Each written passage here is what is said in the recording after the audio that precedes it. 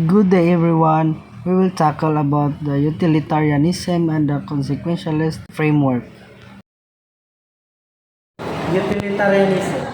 Two British philosophers, namely Jeremy Bentham and John Stuart Mill, are known to be the original advocates of utilitarianism, the former being considered the founder, and this is their image in faces above me if you want to see.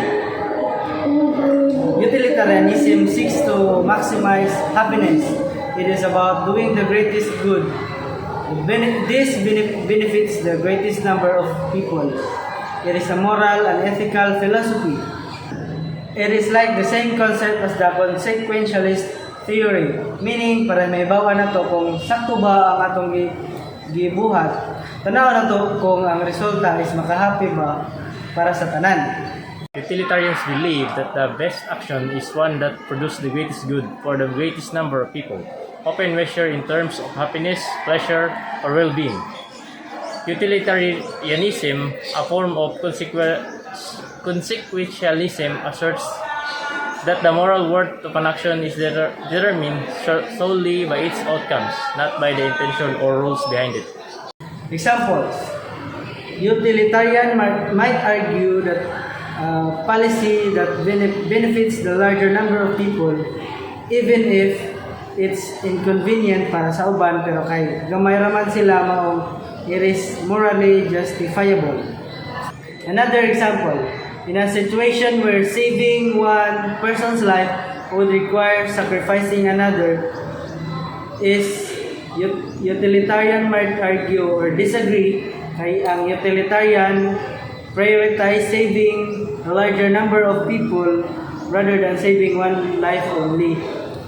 And another is a utilitarian approach would choose the ice cream flavor that you enjoy the most as it will bring you the most pleasure. Mao ako, favorite house is chocolate. So, mas mupili ko chocolate flavor kaysa mangga. Kaysa magmahay ko mangga ang pili. Consequentialism, it is an ethical theory that judges the morality of actions based on solely in its consequences.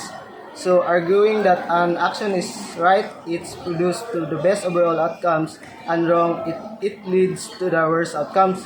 So, ang consequentialism, usa ka klase sa ethical theory nga nagtan-aw kung ang usa ka buhat maayo o dili base sa result niini. Kung nindot ang resulta sakto ang buhat, kung bati ang resulta sayop siya.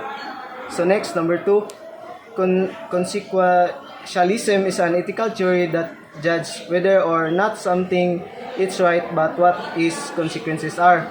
So ang consequentialism mo desisyon kung sakto ba o sayop ang usa ka buhat base sa epekto niini.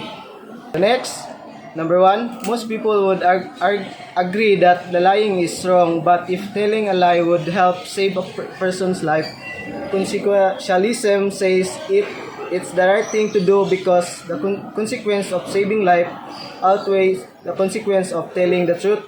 So, kasagaran sa mga tao mutuo nga sayop ang pagpamakak, pero kung ang pagpamakak makatabang sa pagluwas o kinabuhi matud sa consequentialism, mas maayo nga mamakak kay mas bugat ang epekto sa pagluwas o kinabuhi sa pagsulti sa tinuod.